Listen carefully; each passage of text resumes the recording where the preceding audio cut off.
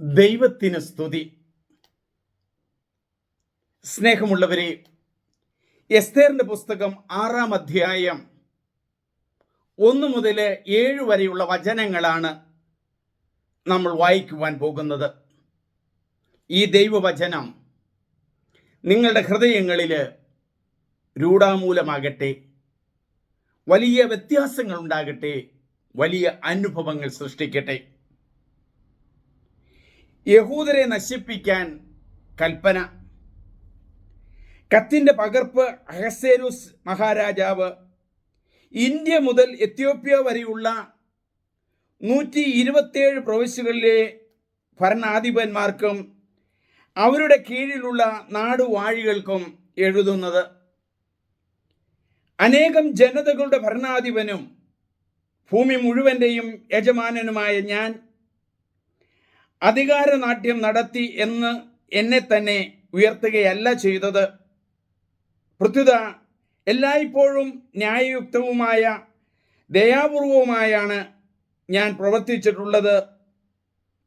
എൻ്റെ എല്ലാ പ്രജകളും പൂർണ്ണമായി സ്വസ്ഥതയിൽ വസിക്കുന്നതിനും അങ്ങനെ എൻ്റെ രാജ്യത്തെ സമാധാനം പൂർണ്ണമാക്കുന്നതിനും അതിൻ്റെ ഏതു ഭാഗത്തും ആർക്കും സഞ്ചരിക്കാൻ കഴിയുമാറ് അതിനെ സുരക്ഷിതമാക്കുന്നതിനും എല്ലാവരും ആഗ്രഹിക്കുന്ന സമാധാനം പുനഃസ്ഥാപിക്കുന്നതിനും ഞാൻ തീരുമാനിച്ചിരിക്കുന്നു.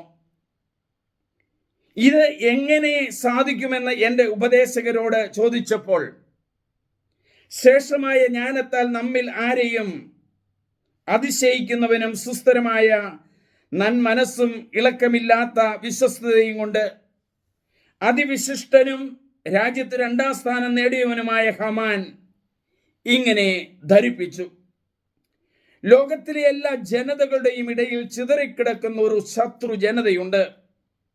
അവരുടെ നിയമങ്ങൾ മറ്റു ജനതകളുടെ നിയമങ്ങൾക്ക് വിരുദ്ധമാണ്.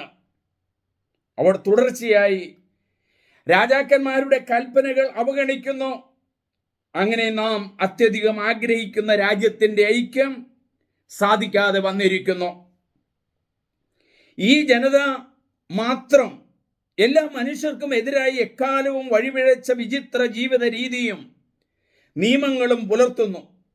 നമ്മുടെ രാജ്യം സുസ്ഥിരത നേടാതിരിക്കാൻ വേണ്ടി തങ്ങളാൽ കഴിയുന്ന എല്ലാ ഉപദ്രവങ്ങളും ചെയ്തുകൊണ്ട് അവർ നമ്മുടെ ഭരണകൂടത്തിനെതിരെ നിലകൊള്ളുന്നു. അതുകൊണ്ട് ഈ വർഷം 12-ാം മാസമായ ആദാർ മാസം 14-ാം ദിവസം എല്ലാ കാര്യങ്ങളുടെയും ചുമതല വഹിക്കുന്നവരുമായ നമ്മുടെ 2ാമത്തെ പിതാവുമായ ഹമാന്റെ കത്തുകളിൽ എടുത്തു പറഞ്ഞിട്ടുള്ളവരെല്ലാം ഭാര്യമാരോടും കുട്ടികളോടുമൊപ്പം പരിപൂർണമായി നിർദ്ദയം അവരുടെ ശത്രുക്കളെ വാളിനിരയാക്കി നശിപ്പിക്കണമെന്ന് ഞാൻ കൽപ്പിക്കുന്നു. അങ്ങനെ 12 മുതൽ ഇന്ന് വരെ ശത്രുതയിൽ കഴിയുന്നവരെല്ലാം ഒറ്റ ദിവസം കൊണ്ട് വധിക്കപ്പെട്ട് പാതാളത്തിൽ പതിക്കട്ടെ. നമ്മുടെ ഭരണകൂടം പരിപൂർണമായി സുരക്ഷിതത്വവും ഉപദ്രവമേൽക്കാത്തതുമായി ഇനിമേൽ നിലകൊള്ളട്ടെ. എല്ലായ്പ്പോഴും യഹൂദ ജനതയ്ക്കെതിരെ സമ്മേളിച്ചിട്ടുണ്ട് പല രാജ്യങ്ങളും. മറ്റൊരു കാര്യമാണ് നമ്മൾ കേട്ടത്. യഹൂദ ജനത ദൈവത്താൽ തിരഞ്ഞെടുക്കപ്പെട്ട ജനതയാണ്.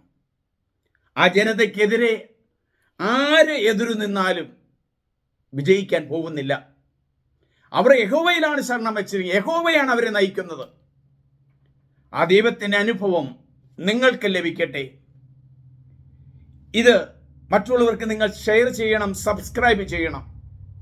എൻ്റെ പേര് സണ്ണി വർഗീസ് പുൽപ്പറമ്പിൽ. ദൈവം നിങ്ങളെ കാത്തുകൊള്ളട്ടെ. ആമേൻ.